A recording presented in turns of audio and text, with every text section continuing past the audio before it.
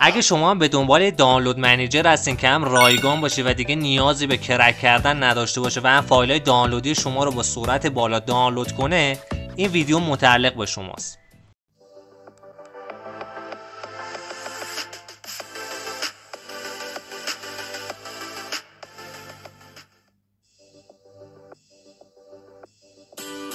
سلام، امیدوارم که حال همگی خوب باشه.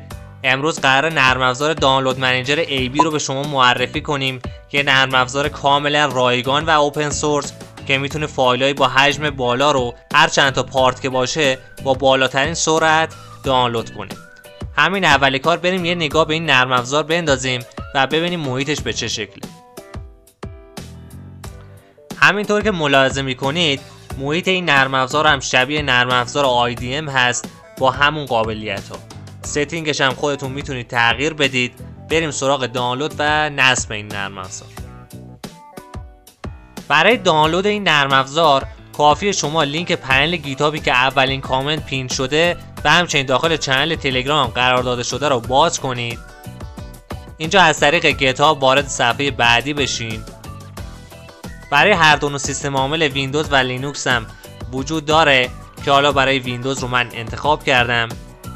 هم فایل اگزی رو میتونید دانلود کنید و هم فایل فشرده رو. من فایل فشرده رو قبلا دانلود و نصب کردم. نصبش هم کار خاصی نیاز نداره و راحت نصب میشه. حالا بعد از اینکه نصب کردید لازم هست که شما افزونه این نرم افزار رو هم روی مرورگرتون نصب کنید که اگر این کار رو انجام ندید دانلودهای شما توسط مرورگرتون انجام میشه. برای نصب افزونه شما باید نوع مرورگرتون رو اینجا انتخاب کنید. برای من گوگل کروم هست و وارد بخش افزونه ها میشیم. اینجا لازمه که اد تو کروم رو بزنیم و همچنین اد اکستنشن.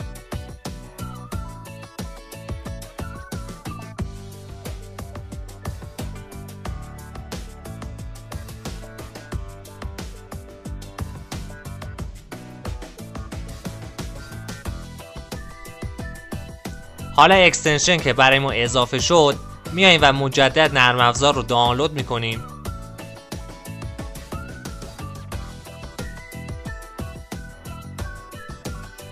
الان همونطور که ملاحظه میکنید دانلود رو برای ما از طریق این دانلود منیجر انجام میده.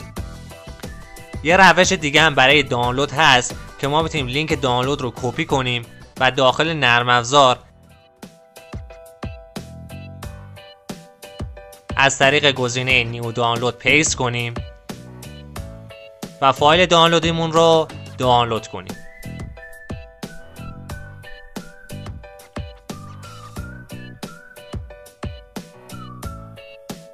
سرعت دانلود هم نسبتاً خوبه.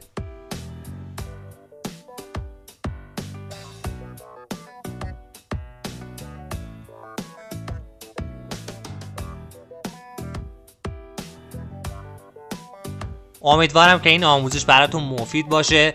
برای دوستاتون هم شیر کنید تا اونا هم بتونن استفاده کنن. هر جا هم مشکلی بود داخل کامنت ها حتما بپرسید. لایک ویدیو و ساب چنل رو هم فراموش نکنید. تا ویدیو بعدی فعلا خداحافظ.